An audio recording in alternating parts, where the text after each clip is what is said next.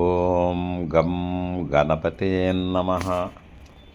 ఓం గం గణపతే నమః. ఓం రాం రామచంద్రాయ నమః.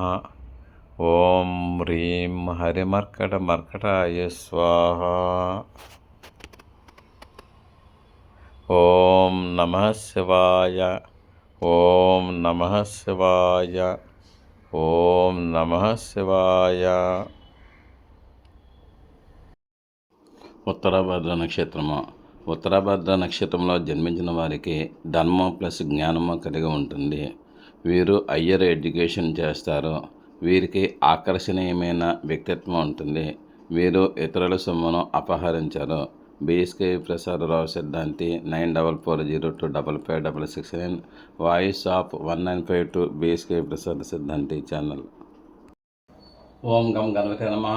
అందరికీ శుభోదయం. నేను మీ సిద్ధాంతి బిఎస్కే ప్రసాదరావుని. Om Shri Panchamukheshwara Jyotishapeetham voice of 1952 BSK Prasada Siddhanti channel. మనము voice of 1952 BSK Prasada Siddhanti channel ద్వారా ఉత్తరాభద్ర నక్షత్రంలో జన్మించిన వారి స్వభావం క్లుప్తంగా తెలుసుకోవడానికి ప్రయత్నం చేద్దాము. ఉత్తరాభద్ర అంటే ఉత్తర అన్నట్టయితే తర్వాత భాద్ర అన్నట్టయితే ఆశీర్వాదం, తర్వాత ఆశీర్వాదం అనమాట. అంటే సాధారణంగా పూజ ముందర అవుతుంది, తర్వాత ఆశీర్వాదాలు ఉంటాయి. ఉత్తరాభద్ర నక్షత్రం యొక్క అర్థం అది. దీనికి దశానాథుడు శని భగవానుడు ఈయన యొక్క దశ సంవత్సరంలో 19 సంవత్సరంలో. నెక్స్ట్ రాశి మీకు వచ్చేసి మీనరాశి. రాశినాథుడు గురుగ్రహ.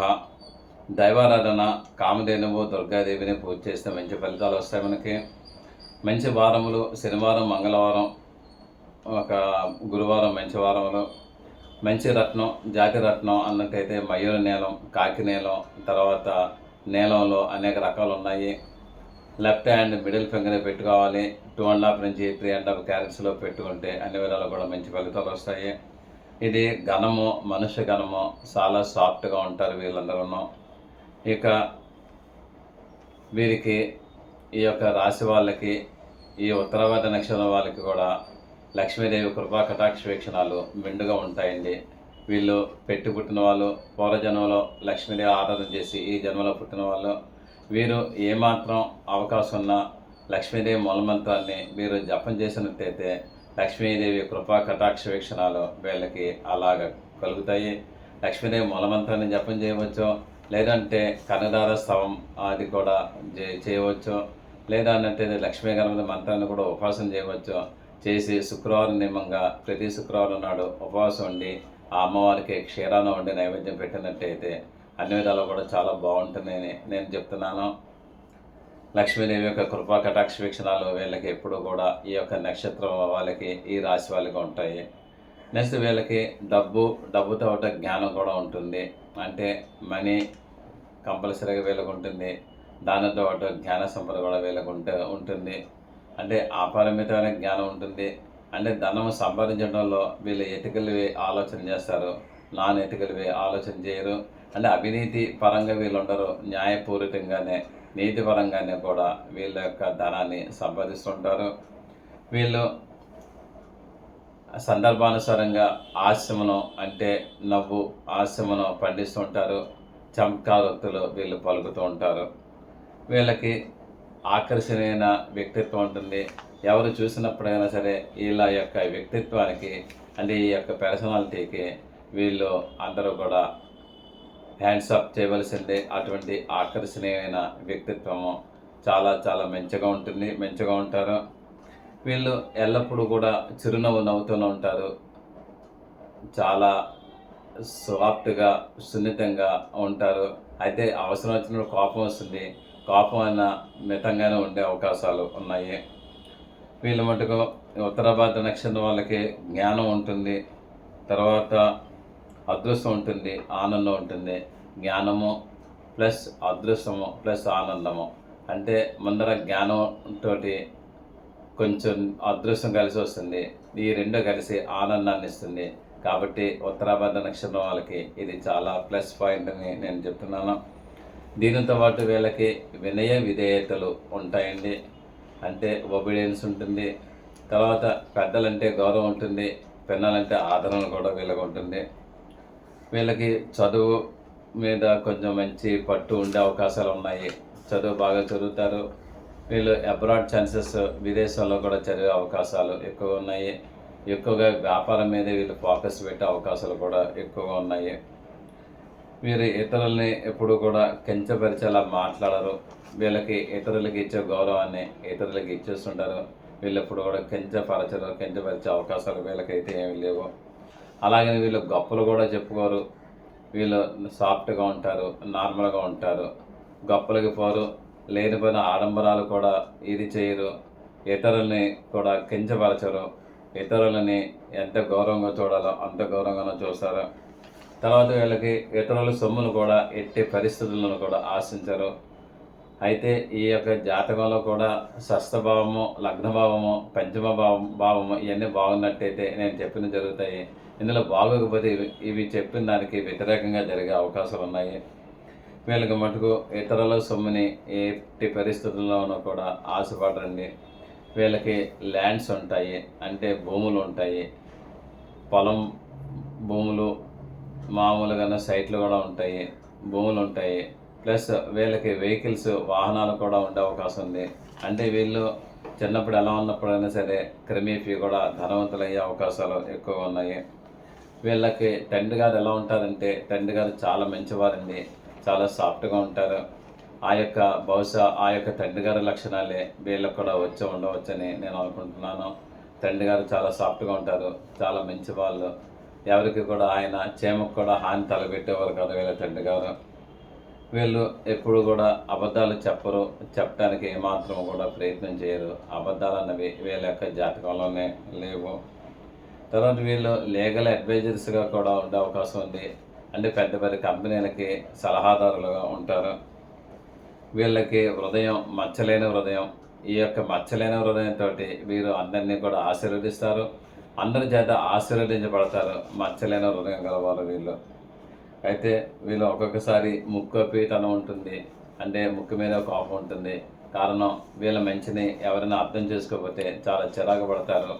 ఆ విధంగానూ త్యాగాలు చేయటంలో వీరే గనులు అవుతారు. వీరు త్యాగం ఎక్కువగా చేస్తుంటారు. వీళ్ళకి త్యాగంలో ఎక్కువ గనులు అవుతుంటారు. నెక్స్ట్ వీరికి సాక్రిఫైస్ చేస్తారు. వీళ్ళు ఆధ్యాత్మికవేత్తలను కలుస్తూ ఉంటారు, ప్లస్ పీఠాధిపతులను కూడా కలుస్తూ ఉంటారు.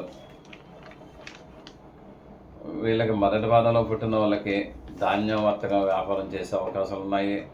తర్వాత ఇంజనీరింగ్ అయ్యే అవకాశాలు ఉన్నాయి. గనులు అంటే మైన్స్లో ఉద్యోగాలు వచ్చే అవకాశాలు ఉన్నాయి. రెండవ పాదంలో పుట్టినట్టయితే ఆయిల్ అండ్ పెట్రోల్ వాటిల్లో పనిచేసే అవకాశాలు ఉన్నాయి. లేదంటే ఆయిల్ గనులు ఉండవచ్చు. పెట్రోల్ వ్యాపారం కూడా వీళ్ళు చేసే అవకాశాలు ఎక్కువ ఉన్నాయి. పెట్రోల్ కంపెనీలో కూడా వీళ్ళు మటుకు జాబ్స్ చేసే అవకాశాలు ఉన్నాయి. తర్వాత వీళ్ళు సాధారణంగా వైరల్ ఇన్ఫెక్షన్స్ వస్తుంటాయి కదండి, అంటువ్యాధులు. అటువంటి అంటువ్యాధులకి మందులు కనిపెట్టే సంస్థల్లో కూడా వీళ్ళు పనిచేసేది ఉంటుంది. లేదన్నట్టయితే మందులు కనిపెట్టే దాంట్లో వీళ్ళు రీసెర్చ్ హోల్డర్స్ కూడా ఉంటారు. అటువంటి మందులను కూడా విక్రయించే వాళ్ళు కూడా ఉంటారు. కాబట్టి ఇది వీళ్ళకి స్పెషాలిటీ. రీసెర్చ్ మెంటాలిటీ వీళ్ళకి డెఫినెట్గా ఉంటుంది. ప్లస్ శానిటరీ దాంట్లో జాబ్స్ చేసే అవకాశాలు, శానిటరీ దాంట్లో కూడా వీళ్ళు వ్యాపారం చేసే అవకాశాలు కూడా వీళ్ళకి ఎక్కువ ఉన్నాయి. వీళ్ళు మూడో పాదంలో పుట్టిన వాళ్ళకి గోల్డ్ జ్యువెలర్స్, ఆర్నమెంట్స్ తయారు చేసే వాళ్ళు గోల్డ్ మేకర్స్ అవుతారు. అంటే తెలుగులో విశ్వబ్రాహ్మణులు అంటాము. అంటే కంసాల పని చేసేవాళ్ళు వీళ్ళు ఎక్కువ ఉంటారు.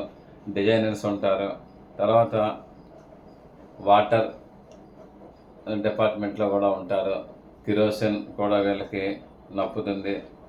తర్వాత నాలుగో పాదంలో పుట్టిన వాళ్ళకి మ్యాన్షన్స్ అంటే తాపీ మేస్త్రులు, అంటే బిల్డింగ్ కాంట్రాక్టర్స్, తర్వాత ప్రమోటర్స్, ప్లస్ ఏంటంటే బ్రోకర్స్ అవుతారు. ప్లస్ వీళ్ళు సూపర్వైజర్స్ కూడా అయ్యే అవకాశాలు ఎక్కువగా ఉన్నాయి. వీళ్ళకి క్లబ్ ఆర్గనైజర్స్ ఉంటారు. అంటే జస్ట్ కొన్ని క్లబ్లు పెడుతుంటారు, దాన్ని ఆర్గనైజ్ చేసే వాళ్ళలో కూడా వీళ్ళు ఉంటారు. వీళ్ళకి మార్టిగేజ్ అంటే బంగారం అవి కూడా తాకట్టు పెట్టి అప్పులు ఇచ్చేవాళ్ళు ఉంటారు. బంగారు వ్యాపారం కూడా చేసేవాళ్ళు ఉంటారు. వీళ్ళకి మటుకు అనేక విషయాల్లో నైపుణ్యం ఉంటుంది. లలిత కళలు వీళ్ళకి వంట పడతాయండి. తర్వాత వీళ్ళు అనేక రకాలుగా ప్రశంసలు పొందే అవకాశాలు వీళ్ళకి ఉన్నాయి. అంటే 1వ పాదంలో పుట్టిన వాళ్ళకి చాలా గంభీరంగా ఉంటారు, జ్ఞానవంతులు అవుతారు. వీళ్ళు లక్ష్య సాధన వైపే పరుగులు పెడుతుంటారు ఎప్పుడన్నా. నెక్స్ట్ రెండవ పాదంలో పుట్టినట్టయితే మటుకు బుధుని యొక్క అంశంలో ఉంటారు. వీరు ఎక్కువగా ప్రణాళికలు వేస్తూ ఉంటారు. తర్వాత కమ్యూనికేషన్ స్కిల్ బాగుంటుంది వీళ్ళకి. వీళ్ళు విశ్లేషణ, ఎనలైజేషన్ చేస్తారు ప్రతిదీను. అంటే కమ్యూనికేషన్ స్కిల్ కూడా చాలా బాగుంటుంది. వ్యాపారం కూడా చేసేవాళ్ళు అవుతారు. అదే కానీ 3వ పాదంలో పుట్టినట్టయితే కళాత్మకంగా ఉంటారు. ప్రతి విషయంలోనూ కూడా బ్యాలెన్స్గా ఉంటారు. హెచ్చు తగ్గులు కూడా వీళ్ళకి ఏమి ఉండవు. 4వ పాదంలో పుట్టినట్టయితే జ్ఞాన సముపార్జన ఉంటుంది. జ్ఞానం అంటే వీళ్ళకి సొంతంగా ఉంటుందన్నమాట. జ్ఞాన సముపార్జన వీళ్ళకి అన్ని విధాలు కూడా బాగుండే అవకాశాలు వీళ్ళకి ఉన్నాయి. నెక్స్ట్ వీళ్ళకి ఉత్తరాభాద్ర నక్షత్రంలో పుట్టిన వాళ్ళకి రుగ్మతుల గురించి నేను చెప్తున్నాను. ఆ రుగ్మతులు అన్నట్టయితే మీకు ఒకటి కొంచెం అంటే వీళ్ళకి సాధారణంగా ఆరోగ్యం బాగానే ఉంటుంది, బాగోదని కాదు. కొన్ని పరిస్థితుల్లో అనారోగ్యం కూడా వచ్చే అవకాశాలు ఉన్నాయి. అంటే ఉత్తరాభాద్ర 4 పాదాలుగా మనం డివైడ్ చేసుకున్నట్టయితే 1వ పాదంలో పుట్టిన వాళ్ళకి ఒక టీబీ అనేది రావచ్చు. అంటే అక్కడ టీబీ అన్నట్టయితే క్షయవ్యాధి రావచ్చు, ప్లస్ స్కిన్ ఎలర్జీ రావచ్చు, గజ్జి తామర రావచ్చు, న్యూమోనియా రావచ్చు, ప్లస్ ఇండైజెషన్ ప్రాబ్లం రావచ్చు, తర్వాత వికారం రావచ్చు, తల తిరగటం అనేది ఉంటుంది వీళ్ళకి. అదే 2వ పాదంలో పుట్టిన వాళ్ళు అయితే పైత్య కోపం ఉంటుంది. పైత్య ప్రకోపం వల్ల సంబంధించిన రోగాలు వస్తాయి. తర్వాత చెస్ట్ మీద కొంచెం గాయాలు అయ్యే అవకాశాలు ఉన్నాయి. తర్వాత గ్యాస్ ట్రబుల్స్, తర్వాత ఇండైజెషన్ ప్రాబ్లమ్స్ ఉండే అవకాశాలు ఉన్నాయి. కొంచెం దగ్గు కూడా వచ్చే అవకాశం ఉంది. ఇక 3వ పాదంలో పుట్టిన వాళ్ళకి అయినట్టయితే లంగ్స్ ఇన్ఫెక్షన్ వచ్చే అవకాశం ఉంది. శ్వాస సంబంధ వ్యాధులు కూడా రావచ్చు. కొంచెం వికారం, వాంతులు కూడా రావచ్చు. నెక్స్ట్ డయేరియా అంటే విరేచనాలు, కాన్స్టిపేషన్ అన్నట్టయితే మలబద్ధకం రావచ్చు. నెక్స్ట్ సైడ్ ఎముకలు, పక్కటి ఎముకలకి కొంచెం ప్రాబ్లం రావచ్చు. వీళ్ళకి మటుకు జీర్ణకోశ అల్సర్లు అంటే అల్సర్, గ్యాస్ ట్రబుల్స్ రావచ్చు అనమాట. ఇక 4వ పాదంలో పుట్టిన వాళ్ళు అయినట్టయితే పిత్తాశయ రోగాలు, జాండీస్ అంటే కామెళ్ళు, పచ్చ కామెళ్ళు, ఎండు కామెళ్ళు ఇటువంటివన్నీ రావచ్చు. తర్వాత రక్త సంబంధ అనారోగ్యాలు రావచ్చు అనమాట.